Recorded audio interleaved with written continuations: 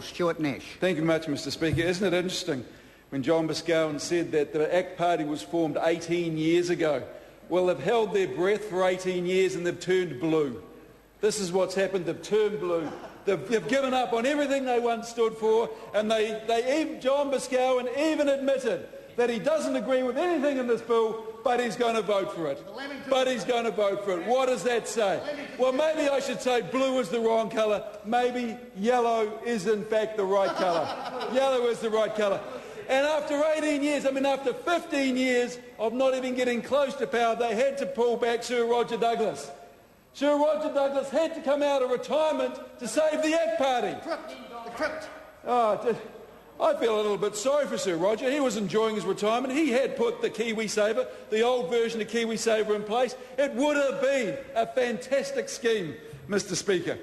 But I must admit, there are a couple of points, and you won't hear me say this very often in this House, but there are a couple of points that I actually agree with John Boscawen on. What? One, this budget is a hope budget. The figures behind this budget do not stack up. Now, why do I say that, Mr Speaker? Because I am the revenue spokesperson for Labor. I have dealt with the IRD on a number of issues. I have found the IRD to be absolutely brilliant in their statistics and their advice.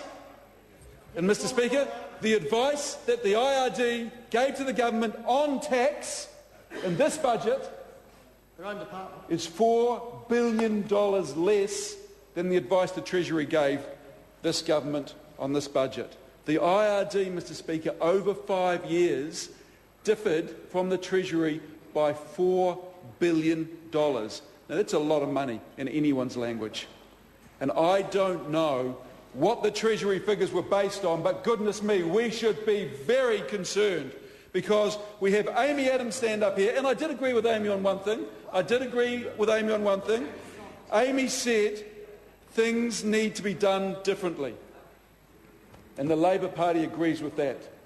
The Labor Party knows, Mr Speaker, that the country cannot afford to keep borrowing $380 million a week. It's not sustainable. A $16 billion deficit, Mr Speaker, is simply not sustainable, and something has to be done about that. But as Amy said, it's about giving choices. That government had choices. What it did is it spent $25 billion on tax cuts. That was the wrong choice. What this government also did, Mr Speaker, is it cut KiwiSaver. It cut KiwiSaver. Now, if I can give you a quote today from John Key, he refused to rule out further cuts to KiwiSaver. And I want to say, these are John Key's words. When the Prime Minister was asked, is this the end of the cuts to KiwiSaver? He would not rule out further cuts. And he said, quote, "You learn in life to rule nothing out."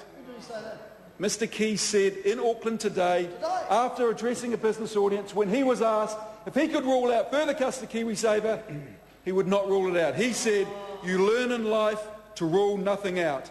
Well, I think Mr Key needs to come straight.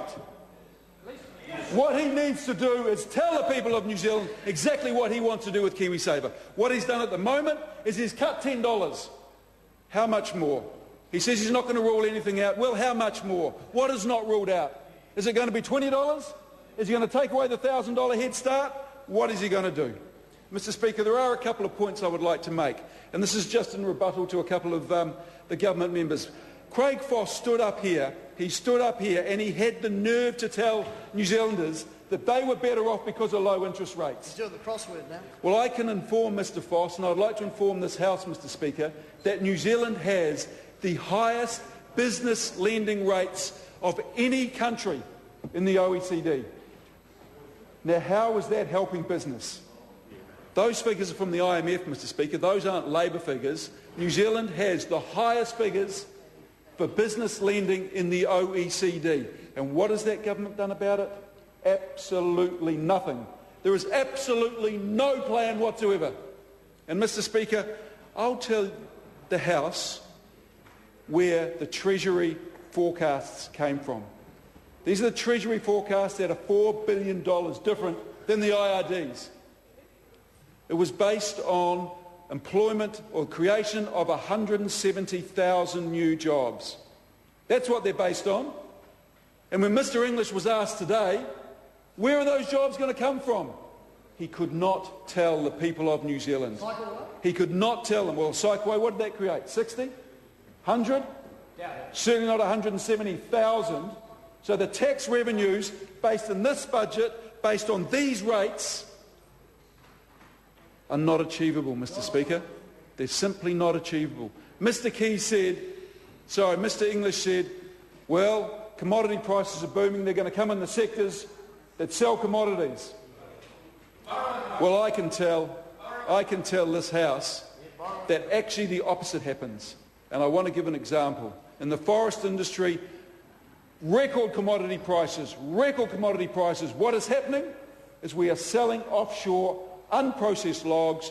Domestic processors simply cannot afford to buy these logs. They're closing down, jobs are lost. We talk about the farming sector. The farming sector is crippled under $42 billion of debt. Thank goodness for record payouts.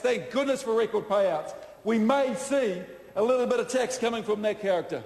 And no one wants to see a more profiting farming sector, Mr Speaker, than I do.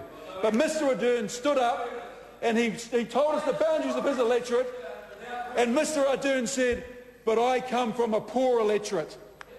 I come from a rural electorate, and it's a poor electorate. And that is true, Mr Speaker, and that was our point.